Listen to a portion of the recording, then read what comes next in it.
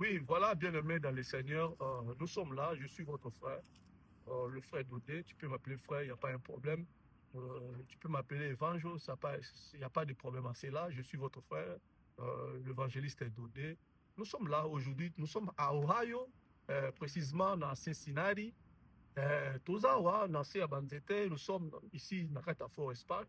Nous sommes là, Toza, pour nous partager, moi et l'homme, un thème qui est connu, un thème qui est facile sur la confiance. Est-ce qu'aujourd'hui, peut-on faire encore confiance en Dieu par rapport, il y a des événements que nous voyons, par rapport à la science qui nous présente ses prouesses, par rapport au comportement de certains serviteurs de Dieu, que ce soit ici aux États-Unis, que ce soit en Afrique, que ce soit en Europe, partout, en Asie ou partout où ils sont. Est-ce qu'on peut faire confiance encore aux serviteurs de Dieu? Est-ce qu'on peut faire confiance encore à ces dieux-là, aux Bibles, les Bisabiso, à Salam Makamba, na Israël, à Salam Makamba, Otoyo Kakana? Est-ce qu'aujourd'hui, peut-on encore faire confiance en ces dieux-là? Voilà, c'est dans ces cadres d'idées, nous sommes ici, nous sommes à Ohio, comme je l'ai dit, il est 16h16 à Ohio, sous ces beaux soleils. Voici, je reçois pour vous l'homme de Dieu, le prophète Armand. Et là, il fait son entrée. C'est avec lui qu'on va partager ce sujet. Ah, l'homme de Dieu, que Dieu vous bénisse. Bonjour, que Dieu vraiment, que Dieu soit loué, tout ça avec l'homme de Dieu. Amen. Que Dieu vous bénisse. Amen. Prenez place, discutez moi, sur la thème, il est là. On va se partager, on va se donner des idées sur cela à la lumière de la parole. Voilà. Alors, sans plus tarder, je reçois pour vous le prophète Armand. J'aimerais rapidement poser une question sans pour autant abuser de votre temps. Je pose la question à l'homme de Dieu, le prophète Armand. Prophète Armand, d'abord, bonsoir. Bonsoir, papa. Comment vous allez? Oui, ça va bien par la grâce de Dieu, prophète. Vraiment, c'est un plaisir de vous recevoir dans moi plateau improvisé sous ce bon soleil. Merci beaucoup, papa. Alors, voilà, nous allons déjà rapidement, la première question qui nous vient en tête. Est-ce qu'aujourd'hui, peut-on encore faire confiance en Dieu?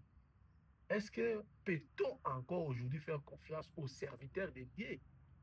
Vraiment, on sera vraiment bilingue pour permettre à nous choses en Afrique, peu importe, comme le lot internet, comme si vraiment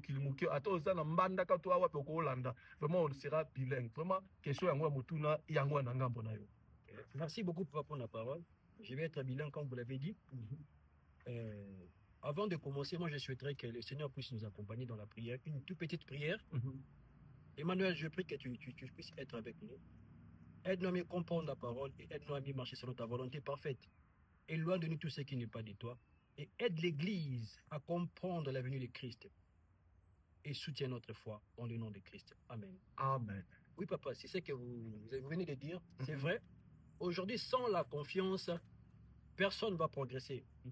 Hormis la spiritualité, même sur le point physique, pour au matin taxi, aucun de sur le point A, aucun de sur le point B. De ça, la confiance n'a pas chauffeur au nom de monité. Au Seigneur même permis de conduire. Bon, combien plus forte si je peux le dire, sans la confiance, le monde ne sera pas le monde d'aujourd'hui. Parce que ton avion te paie sa assurance, tu as confiance, il y a pilote, automobile stage à salaté, même professionnel.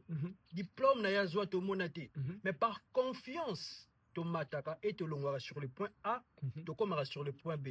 Moi, je dirais une chose, bien sûr qu'aujourd'hui, le diable a multiplié des faux, mais il y a encore des vrais qui servent Dieu. Il y a encore des gens dans ce monde qui n'ont pas fléchi leurs genoux devant Baal.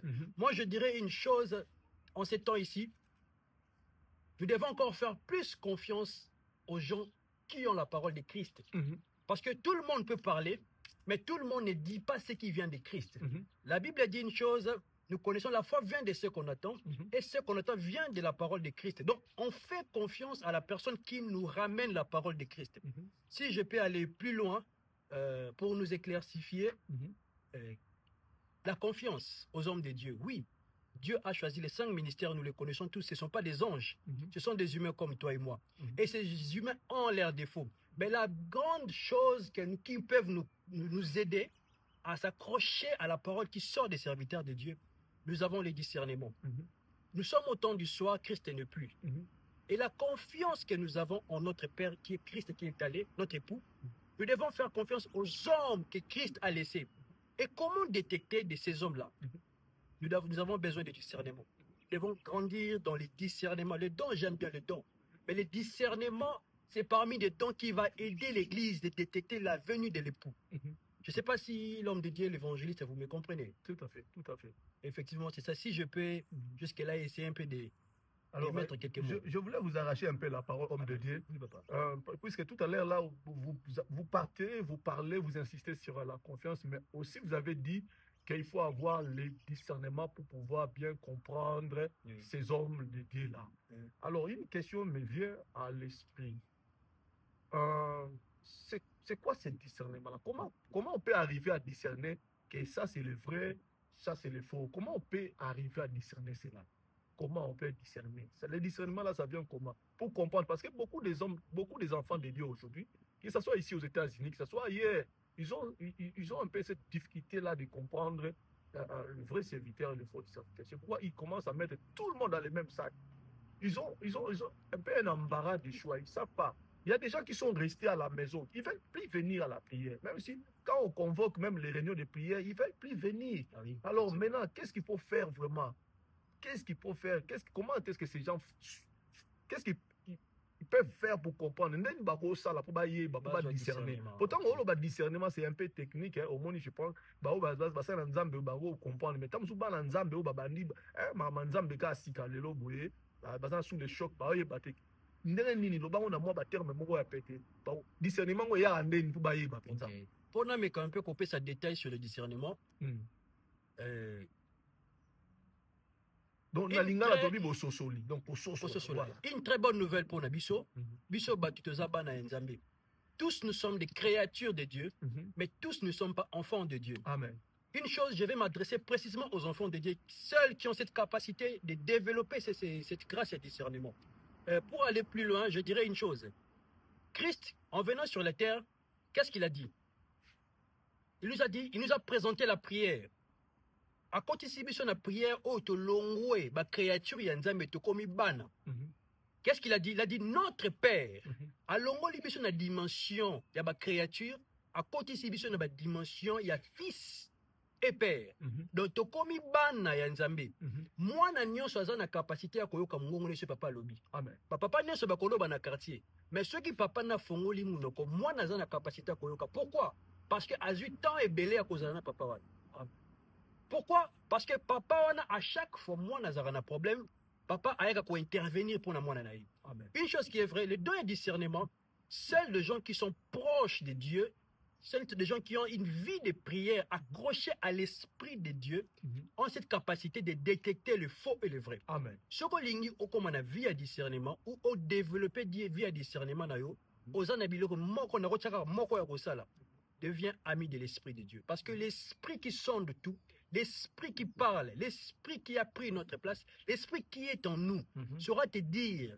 D'autres personnes doivent discerner, mais ça, quand il y a le vrai et le faux, intérieurement, tu sens en toi, l'esprit te dit non, ça, c'est pas du vrai. Quand une personne essaye de tromper, quand le diable viendra avec ses langages pour nous dérailler comme il a fait avec Ève, l'esprit de Dieu te dira que ce qu'il fait, c'est du mensonge. Tu n'as pas besoin d'allumer des bougies ou de faire ceci, cela. Tu as besoin juste d'être accroché à la prière et à l'esprit de Dieu. C'est ça, papa. Amen. Vraiment, ce que j'ai aimé dans tout ce que l'homme de Dieu vient de dire là,